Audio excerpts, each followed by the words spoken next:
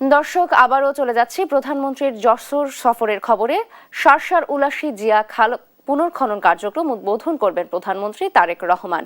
সেখানে আছেন আমাদের সহকর্মী সাইফুল রিপন, আমরা যুক্ত হচ্ছি তার সাথে। সাইফুল, প্রধানমন্ত্রী কখন যশোর পৌঁছাবেন এবং তার আজকের কি কি কর্মসূচি রয়েছে, এ ব্যাপারে কি তথ্য আছে আপনার কাছে?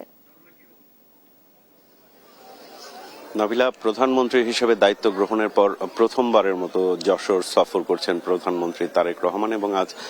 সকাল 10টা নাগাদ যশোর বিমানবন্দরে এসে অবতরণ করার কথা রয়েছে তাকে তার এবং সেখানে জেলা বিএনপির নেতারা তাকে অভ্যর্থনা জানাবেন এবং সেখান থেকে কিন্তু সরাসরি এই যশোরের শার্শা উপজেলার উলসী ইউনিয়নের যে উলসী খাল রয়েছে সেই খাল খনন কাজের উদ্বোধন করবেন প্রধানমন্ত্রী তারেক রহমান এবং সেই উদ্বোধনী অনুষ্ঠানের আনুষ্ঠানিকতাতে যোগ দিতে কিন্তু ইতিমধ্যেই আশেপাশের বিভিন্ন এলাকা থেকে বিভিন্ন শ্রেণী পেশার মানুষ কিন্তু এই উদ্বোধনী কর্মসূচি দেখতে এসছেন এবং আমরা যতটুকু জানতে পেরেছি এখানে প্রধানমন্ত্রী তারেক রহমানের সাথে খাল খননে অংশ নেবেন শহীদ রাষ্ট্রপতি জিয়াউর রহমানের সময় তার সাথে খাল খননে অংশ নেয়া শ্রমিকরাও কিন্তু আজকের এই স্বেচ্ছাশ্রমে যারা কাজ করেছেন তখন তারাও আজকে এই খাল খনন কর্মসূচিতে অংশগ্রহণ করবেন এবং এই খাল খনন কর্মসূচিতে অংশগ্রহণ শেষে কিন্তু প্রধানমন্ত্রী তারেক রহমান আবার যশোর ফিরে যাবেন এবং সেখানে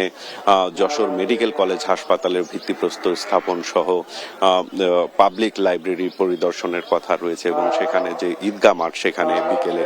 জনসভায় অংশগ্রহণ করবেন তিনি এবং এছাড়াও বিএনপির যশোর জেলায় বিভিন্ন উপজেলার যারা নেতারা রয়েছেন তাদের নিয়ে কিন্তু যশোর ক্লাবে একটি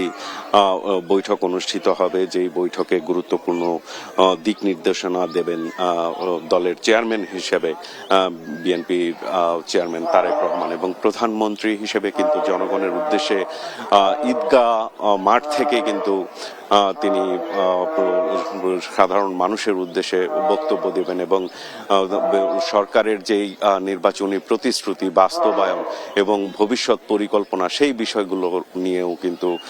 কথা বলবেন প্রধানমন্ত্রী তারেক রহমান।